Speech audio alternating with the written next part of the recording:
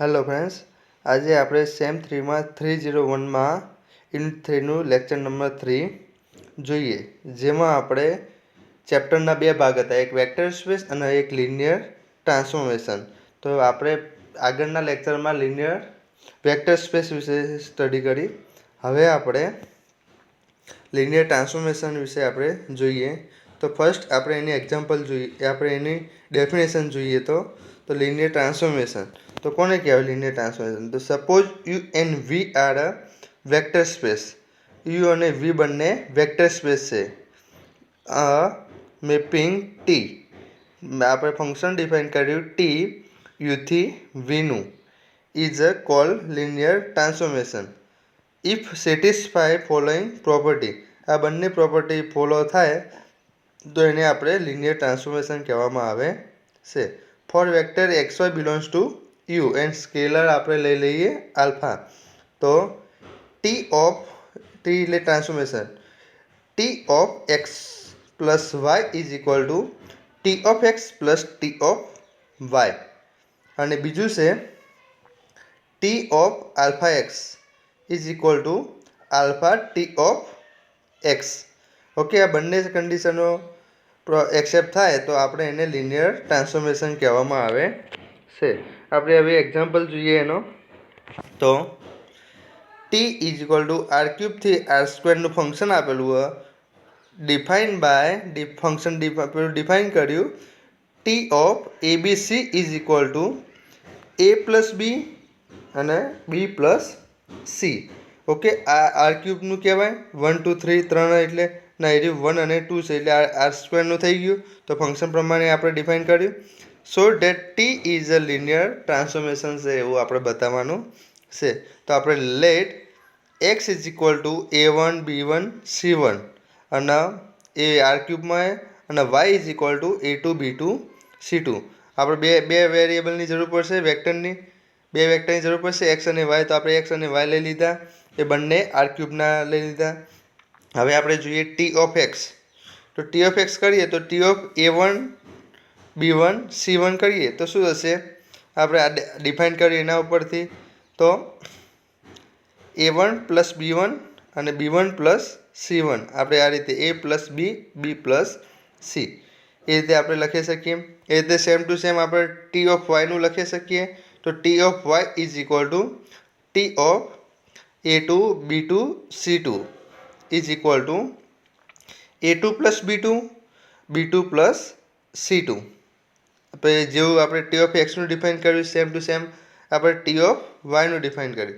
હવે આપણે ફર્સ્ટ જોઈએ T of X plus Y. તો શું હશે? T of A one plus A two B one plus B two C one plus C two. Okay, તો એને આપણે લખવું હોય તો કઈ રીતે લખાશે? આપણે આની રીતે આપણે ડિફાઇન કરી રીતે લખવું હોય તો A one plus A two plus B one plus B two એક પૂરું. હવે બીજા નંબરે B one plus B two plus C one plus C two આપણે આ લખ્યું, એને આપણે ઇક્વેશન 1 કહી દઈએ. હવે T of X plus T of Y. તો T of X plus T of Y કરીએ તો શું હશે? A one plus A two plus B one plus B two, આપણે બંનેનો સરવાળો કરવાનો. તો બંનેનો સરવાળો કરો A one plus B one plus A two plus B two થાય. તો અહીંયા આપણે લખી શકીએ થોડું સેટ કરીને A one plus A two plus B one plus B two. બીજામાં આવશે B one plus B two plus C one plus C two, એને આપણે ઇક્વેશન 2 કહી દઈએ. તો ફ્રોમ ઇક્વેશન 1 અને 2 પરથી આપણે શું લખી શકીએ? T of X plus Y is equal to T of X plus T of Y, એને આપણે એ કહી દઈએ. હવે આપણે બીજા નંબરની કન્ડિશન જોવાની, એમાં આલ્ફા આપણે જોશે. તો let alpha belongs to R માટે and X is equal to A one B one C one belongs to R cube. ના હવે શું હશે? ટી ઓફ આપણે શું હતું? ટી ઓફ આલ્ફા એક્સ હતું. તો અહીંયા આપણે T of alpha X is equal to શું હશે? ટી ઓફ આલ્ફા એક્સની જગ્યાએ આવશે A one B one C one આવશે. ઓકે, તો T of alpha A one alpha B one ને આલ્ફા સી વન. ઓકે, તો શું હશે? અહીંયા આપણે ડેફિનેશન પ્રમાણે ડિફાઇન કર્યું તે પ્રમાણે. તો alpha A one plus alpha B one બીજું થશે alpha B1 plus alpha C1. Okay, હવે જોઈએ આપણે આલ્ફા કોમન નીકાળીએ બધામાંથી તો શું થશે? આલ્ફા કોમન નીકાળે તો A1 plus B1 plus C1. Okay, તો આપણે શું લખી શકાય? આલ્ફા T ઓફ X લખી શકાય. ઓકે, નેક્સ્ટ જોઈએ આપણે તો આપણે શું પ્રૂવ કર્યું? T of alpha X is equal to alpha T of X. તો આપણે બંને અહીંયા આપણે બી આપી દઈએ નામ. તો આપણે from equation A and B પરથી આપણે શું લખી શકીએ? T is a linear transformation લખી શકીએ. હવે આપણે એક થિયરમ જોઈએ. અ મેપિંગ T U થી V નું ફંક્શન આપ્યું is a linear transformation if and only if T of alpha x plus beta y is equal to alpha T of x plus beta T of y from x y belongs to U and alpha beta belongs to R. Okay, તો હવે જોઈએ let T U થી V નું is a linear આપી દીધું હોય. હવે આપણે બીજું શું આપ્યું હોય? Let X Y belongs to U and alpha beta belongs to R આપેલું. આ બંને એકબીજા જનરલ આપેલું છે. હવે આપણે શું પ્રૂવ કરવાનું? પહેલું first we have to prove that T of alpha X plus beta Y is equal to alpha T of X plus beta T of Y. એ પહેલું પ્રૂવ કરવાનું. તો ફર્સ્ટ આપણે જોઈએ T of alpha X plus beta Y. તો એને આપણે લખવું કઈ રીતે લખી શકાશે? T of alpha X plus T of beta Y લખી શકાય. તો એને આપણે હવે અહીંયા આપણે આગળ જોયું લિનિયર ટ્રાન્સફોર્મેશનની ડેફિનેશન પ્રમાણે શું લખી શકાશે? Alpha T of X plus beta T of Y લખી શકાય. તો આપણે એ થઈ ગયું. તો T of alpha X plus beta Y is equal to alpha T of X plus beta T of Y. તો જે આપણે પ્રૂવ કરવાનું હતું એ આવી ગયું. હવે આપણે જોઈએ let T of alpha X plus beta Y is equal to alpha T of X plus beta T of Y. આપણે એરિયો આપેલું છે. હવે આપણે શું પ્રૂવ કરવાનું? તો we have to prove that T is a linear transformation. For this we have to prove. એટલે લિનિયર ટ્રાન્સફોર્મેશન પ્રૂવ કરવા માટે આપણે શું પ્રૂવ કરવું પડશે? T of alpha X plus Y is equal to T of X plus T of Y. બીજું શું prove કરવું પડશે? T of alpha X is equal to alpha T of X. આ બંને વસ્તુ પ્રૂવ કરવી પડશે. હવે એના માટે આપણે જોઈએ take alpha is equal to beta is equal to 1 માટે alpha is equal to beta is equal to 1 હોય તો ઇન રિઝલ્ટ એ આપણે રિઝલ્ટ એમાં મૂકીએ જે આગળ આપણે આપ્યું હતું એમાં. અહીંયા આપ્યું એમાં. તો આપણે શું થશે? અહીંયા આપણે T of X plus Y is equal to T of X plus T of Y થશે. હવે આપણે બીજું જોઈએ take beta is equal to 0 લઈએ. આપણે એમાં જોઈએ ઇક્વેશન રિઝલ્ટ એમાં. તો શું હશે? T of alpha X is equal to alpha T of x. કારણ કે આપણે બીટા ઇઝ ઇક્વલ ટુ 0 લીધું તો આ 0 થઈ જાય ને અહીંયા બી આ બી 0 થઈ જાય મલ્ટિપ્લિકેશનમાં એ માટે. તો અહીંયા શું વધ્યું? T of alpha X is equal to alpha T of x. જે બંને કન્ડિશનો આપણે પ્રૂવ થઈ જાય લિનિયર ટ્રાન્સફોર્મેશનની. તો T is a linear transformation લખી શકાય. ઓકે, હવે આપણે આગળ જોઈએ એક્ઝામ્પલ. તો ટી ઓફ V2 થી V2 નું ફંક્શન છે T of 1 2 is equal two 3 0. T of 2 1 is equal to 1 2. in the following linear transformation obtain the formula for tx ની ફોર્મ્યુલા લગાવવાની છે. તો આપણે જોઈએ let AB belongs to V2. we have find આપણે T of AB આપણે find કરવાનું. તો AB ઇઝ ઇક્વલ ટુ આપણે શું? AB is equal to x1 1 2 પ્લસ x2 2 1. અહીંયા આપણે AB ઇઝ ઇક્વલ ટુ આપણે લઈ લીધું x1 1 2 અને આપણે x2 2 1 લઈ લીધું. ઓકે, હવે આપણે બંને સાઈડ આપણે ટી ઓફ કરીએ તો T of AB is equal to શું હશે? T of AB is equal to x1 T of 1 2 પ્લસ x2 ટી ઓફ 2 1. હવે આપણે ટી ઓફ 1 2ની આપણા પાસે વેલ્યુ 30, તો અહીંયા આપણે લખી શકીએ x1 બ્રેકેટમાં 30 પ્લસ x2 બ્રેકેટમાં 1 2 લખી શકાય. તો અહીંયા આપણે T of A B is equal to આપણે શું લખી શકીએ 3x1 પ્લસ x2 લખી શકાય. હવે બીજું લખવું હોય તો અહીંયા તો x1 આગળ 0 હોય તો આપણે થશે 2x2. ઓકે, એને આપણે ઇક્વેશન 2 કહી દઈએ.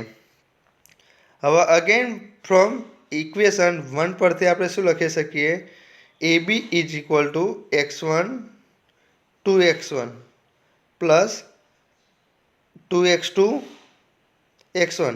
મતલબ કે આપણે અહીં આ જે ઇક્વેશન હતું આવ્યું એમાં આપણે x1ને આપણે અંદર મલ્ટિપ્લિકેશન કરી દીધા. ઓકે, તો હવે આપણે એ બી ઇઝ ઇક્વલ ટુ આપણે શું લખી શકીએ x1 પ્લસ આવ્યું x1 પ્લસ 2x2 લખી શકીએ. બીજું શું આવશે 2x1 પ્લસ x2 લખી શકાય. ઓકે, તો આપણે એ બરાબર શું થયું એ બરાબર વેલ્યુ એની થઈ x1 પ્લસ 2x2 અને બી બરાબર શું વેલ્યુ થઈ 2x1 પ્લસ 2 થઈ. તો અહીંયા આપણે એ બરાબર x1 પ્લસ 2x2 અને બી બરાબર 2x1 પ્લસ x2. ઓકે, તો અહીંયા આપણે સાદુરૂપ આપીએ તો x1ની વેલ્યુ મળશે 2b માઇનસ a ડિવાઇડ 3 અને x2ની વેલ્યુ મળશે 2a માઇનસ b ડિવાઇડ 3. અહીંયા આપણે ધોરણ 10માં આપણે ભણતા એ આપણે લોપની રીતે કે કોઈ બી રીતે આપણે સાદુરૂપ આપી શકાય છે. ઓકે, તો હવે આપણે જોઈએ let this value in equation 2. આ વેલ્યુ આપણે ઇક્વેશન 2માં મૂકીએ તો શું હશે T of A B is equal to અહીંયા આપણે 3 હતા તો 3 મૂક્યા x1ની value 2b minus a by 3 તો અહીંયા આપણે લખ્યું 2b minus a by 3 plus અહીંયા પ્લસ x2a તો x2ની value 2a minus b by 3 તો અહીંયા આપણે 2a માઇનસ b બાય 3. અહીંયા આપણે બીજું શું આપેલું 2x2 આપેલા તો 2 બ્રેકેટમાં 2a માઇનસ b બાય 3 તો અહીંયા આપણે લખી શકીએ. તો અહીંયા આપણે T of A B is equal to શું હશે અહીંયા આપણે સાદુરૂપ આપો તો 3 દુ 100b 6b minus 3a plus 2a minus b divide 3. બીજું શું આપેલું 4a માઇનસ 2b ડિવાઇડ 3 આપેલું. હવે આનું આપણે સાદુરૂપ આપી દઈએ તો T of A B is equal to શું હશે 6b માઇનસ b તો 5b થાય. અહીંયા આપણે 3a પ્લસ 2a તો એ માઇનસ એ લખી શકાય તો 5b માઇનસ a ડિવાઇડ 3. એ રીતે same to same 4a minus 2b divide 3 એમ થઈ ગયું. તો આપણે ટી ઓફ એ બીની વેલ્યુ મળી ગઈ. ઓકે, હવે એવો નવો સેમ ટુ સેમ બીજો એક્ઝામ્પલ જોઈએ આપણે ટી ઓફ v2 v2નું ફંક્શન આપેલું ટી ઓફ 2 1 આપણે 2 1 આપેલું T of 1 2 is equal to 4 2 આપેલા. In the following the linear transformation obtain the formula from txની ફોર્મ્યુલાથી આપણે ગણવાનું હોય તો આપણે let A B belongs to v2 લઈ લીધા. તો આપણે v2નું આપણે લઈ લઈએ તો એ બી ઇઝ ઇક્વલ ટુ આપણે શું લખી શકીએ x1 2 1 પ્લસ x2 1 2 લખી શકાય. એને આપણે ઇક્વેશન 1 કહી દઈએ. હવે આપણે જોઈએ તો T of A B is equal to આપણે શું લખી શકાશે x1 T of 2 1 plus x2 T of 1 2. હવે ટી ઓફ 2 1ની તો વેલ્યુ આપણે જોડે 2 1 અને આપણે ટી ઓફ 1 2ની વેલ્યુ શું આપણે જોડે 4 2. તો અહીંયા આપણે વેલ્યુ લખી શકીએ તો x1 into 2 1 plus x2 into 4 2 લખી શકાય. હવે આપણે એને સાદુરૂપ આપી શકાય કે x1 પ્લસ 4x2 માન x1 પ્લસ 2x2 લખી શકાય. એને આપણે ઇક્વેશન 2 કહી દઈએ. હવે ફ્રોમ ઇક્વેશન 1 પરથી આપણે શું લખી શકીએ A B is equal to 2x1 x1 plus x2 2x2. હવે આપણે અહીંયા આપણે સાદુરૂપ આપો તો 2x1 plus x2 x1 plus 2x2 લખી શકાય. હવે આપણે જોઈએ 2x1 plus x2 is equal to આપણે એ લખી શકીએ અને બી ઇઝ ઇક્વલ ટુ આપણે શું લખી શકીએ x1 પ્લસ 2x2 લખી શકીએ. ઓકે, હવે આપણે જોઈએ x2 અહીંયા આપણે સાદુરૂપ આપી લોપની રીતે, તો શું આવશે x2 is equal to 2b minus a divide 3. અહીંયા શું આવશે x2 is equal to 2a minus b by 3 આવશે. તો અહીંયા આપણે T of A B is equal to અહીંયા આપણે ઇક્વેશન આપણે લઈએ અહીંયા આપણે આ તો 2 ઇન્ટુ x1 તો x1ની વેલ્યુ આપણે મૂકીએ 2a minus b by 3 plus અહીંયા આપણે શું આપ્યું 4x2 આપેલા તો 4 into 2b minus a divide 3.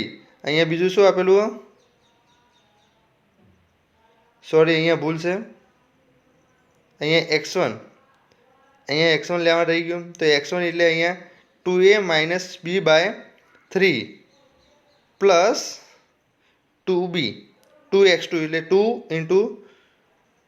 Into આપણે લેવાનું 2b માઇનસ a ડિવાઇઝ 3. અહીંયા ભૂલ છે આમાં.